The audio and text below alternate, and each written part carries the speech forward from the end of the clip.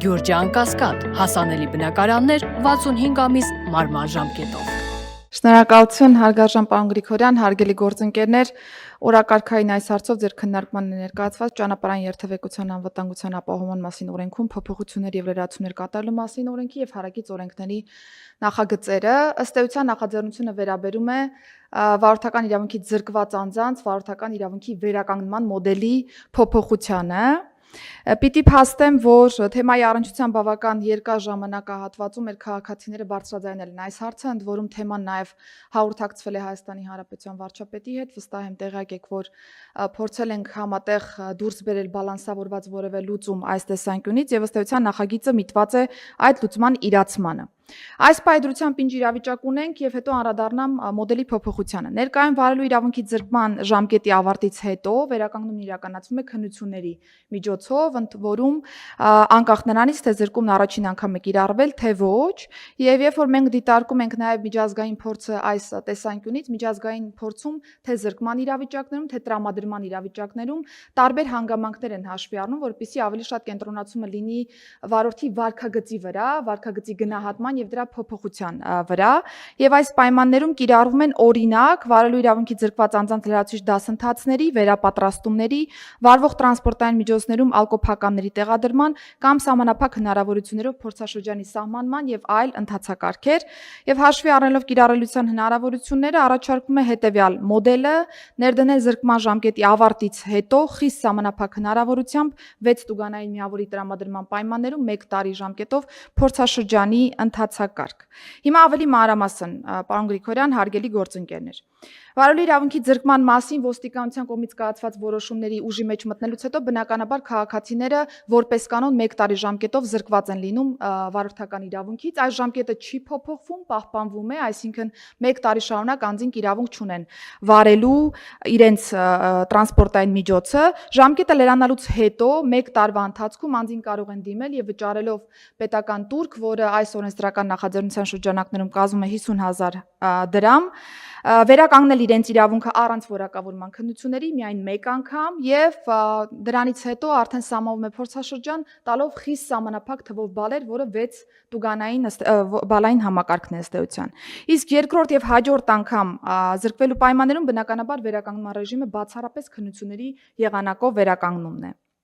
Փորձաշրջանի մասով արդեն իսկ նշեցի, ուղղակի հիշեցնեմ, որ ստանդարտ իրավիճակներում վարորդներն ունեն 13 բալային միավոր, իսկ վերականգնման պայմաններում կտրվի 6 բալային միավոր։ Մի առանձնահատկություն եւս նախատեսել ենք, որպեսզի իրականում վարքագծի վրա շեշտադրումն առավել ակնհայտ լինի, եթե 6 բալային միավորը սպառվում է կամ անձ այս ժամանակահատվածում զրկվում է վարորդական իրավունքից, ավտոմատ եղանակով կրկին գնում ենք զրկման եղանակին եւ անձը 1 տարի ժամկետով չի կարողանում վարել տրանսպորտային միջոցը, իսկ եթե ստանդարտ պայմաններով նայենք 13 բալը սպառելու պայմաններում իրավունքը կասեցվում է, ոչ թե զրկվում է։ Այս պայմաններում շատ ավելի խիստ մեթոդաբանություն են կիրառել։ Սա հիմնական ընդհանուր մոդելն է, իհարկե ունենք անցումային դրույթ մինչև այս պահ զրկված անձանց անդրադառնալու մասով եւ նախատեսել են 20 թվականից մինչև 20 թվականի հունվարի 1-ից հետո մինչև 26 թվականի մայիսի 1 ընկած ժամանակահատվածում զրկված անձանց միայն 1 անգամ վերականգնելու հնարավորություն տալ կրկին նույն մոդելի կիրառման պայմաններում, այսինքն համապատասխան պետական տուրքի վճարում, 13 բալի փոխարեն 6 բալի սահմանում եւ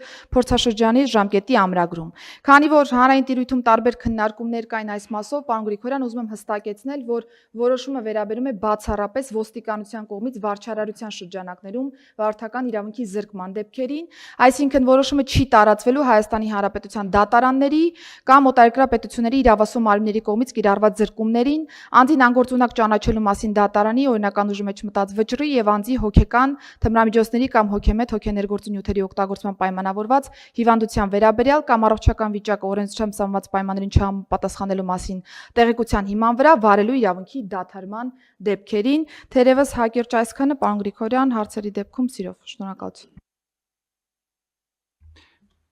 Տիկին Սարգսյան, սա իրավունք է,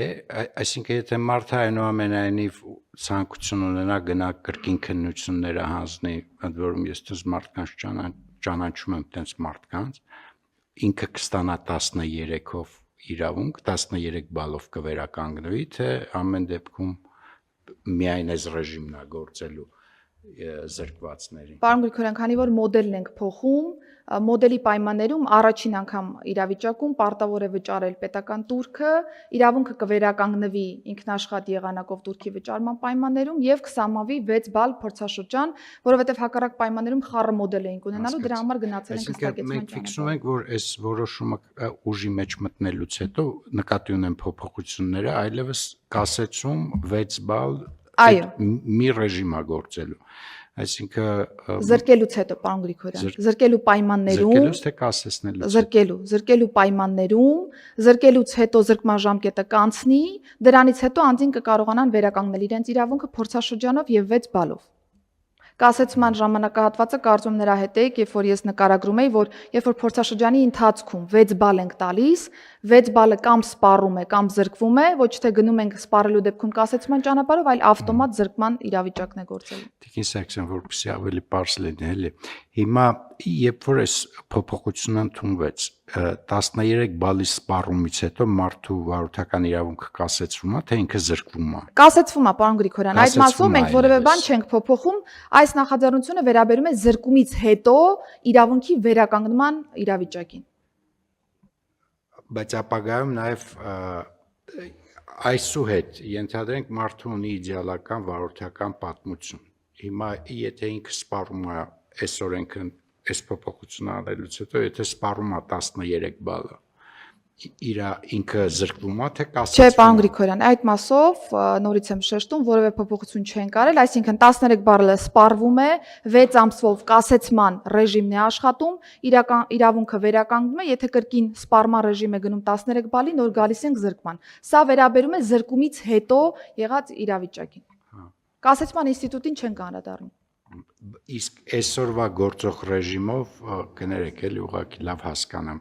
Այսօրվա գործող ռեժիմով, եթե ինքը սպառում է իր, ենթադրենք այս փոփոխությունը չեն կանում, եթե սպառում է 13 բալը, ինքը զրկվում է, թե կասեց, այսօր էլ է կասեցվում։ Այսօրվա գործող։ Բայց զրկվելու դեպքը ո՞րն է։ Զրկելու դեպքերը տարբեր են, պարոն Գրիգորյան, հարբած վիճակում վարելու հետ կապված կոնկրետ կանոններ ունենք, տեխնիկական պայմաններին վերաբերող հարցերով ունենք, որ ավտոմատ կարող է բերել միանգամից զրկման, սանկցիաները շատ հստակ վարչական իրավախախտումներում կան։ Այսինքն այսօր եթե կասեցվում է գործող օրենսդրությամբ, հետո վերականգնվում է մի տարի հետ։ Ժամկետը լրանալուց հետո վերականգնվում է, եթե դրանից հետո սպառվում է կրկին բալերը, նոր զրկման մեխանիզմն է աշխատում։ Այսօրվա գործ։ Այո, այսօրվա վիճակում մենք դրան չենք անդրադառնում։ Տենց էլ շարունակում։ Այո, այդպես շարունակելու ենք։